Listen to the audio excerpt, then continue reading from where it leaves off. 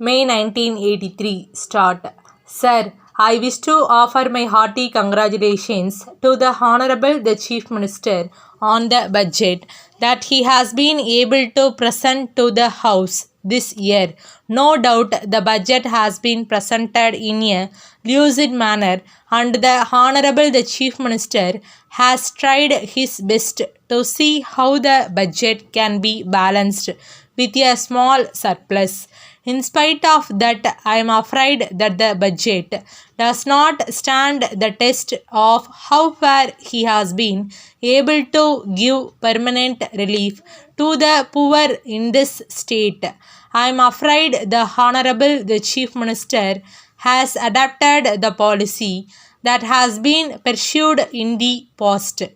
The Finance Minister in the past had only one thing before them, that was to see how best the government could collect 10% of the revenues without any reference to the economic or uneconomic condition of the taxpayer. They did not take into account the fact that the condition of the agriculturist was becoming worse and worse day after day. When they prepared the budget, the Honorable the Chief Minister has not taken into account the condition of the people from whom the tax is to be collected. The Honorable the Chief Minister is responsible to this House like every other minister. The government have not taken into account the condition of the people in this state, namely whether they are in a position to pay the taxes or not. I would like to ask on this occasion what measures the government are contemplating to give relief to the agriculturist. I hear that instead of giving relief to this class of people, there is going to be a measure brought forward in this House which will increase the burden of the agriculturist taxpayer in this state.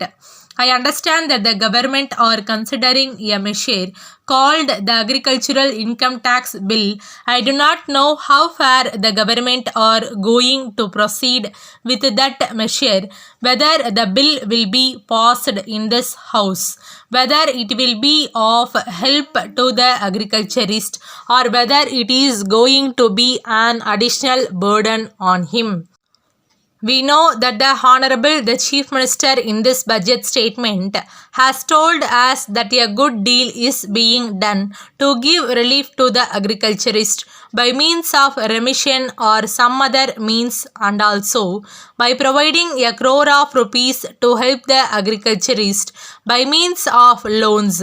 These are very favorable so far as the agriculturist is concerned, but the burden on the agriculturist is so heavy that these small reliefs will not go a long way to help him so far as his primary needs are concerned. I therefore hope that the government will soon come forward with a measure which will regulate the land revenue in this state. The Honorable the Chief Minister in his statement has stated that government are going to borrow another sum of money.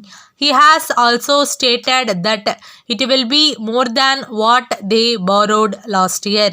Of course, it is true that this amount that they are going to raise by way of loans is not going to be spent so far as the current needs are concerned, and that this amount is going to be set apart for capital expenditure. All the same, I am afraid that the government should not add to the burden of the taxpayer more and more by raising such loans every year. I do not know whether the government will be right in doing so. Letter from Balaji and Company, 3 Armenian Street, Madras, to Messrs. Sundaram and Company, Booksellers and Stationers, 5 South Masi Street, Madurai. Dear Sirs, we thank you for your kind enquiry of the third instant. We are glad that you are interested in purchasing your requirements from us. So we have taken special interest in giving you all the particulars that you are requiring in this connection. As you have desired, we are enclosing a list of the items of stationery that we usually supply to our customers.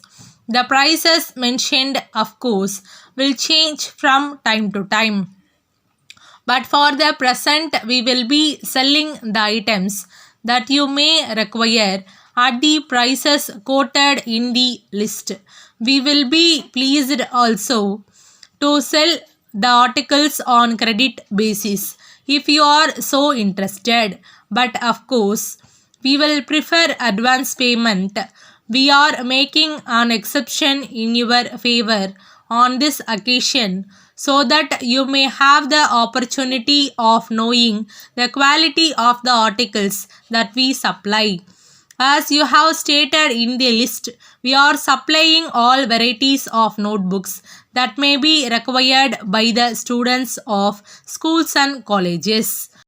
You will notice a special feature that the list includes also items of stationery that may be required in any office. Pencils and erasers of superior quality are supplied by us. We are sure that a trial will convince you.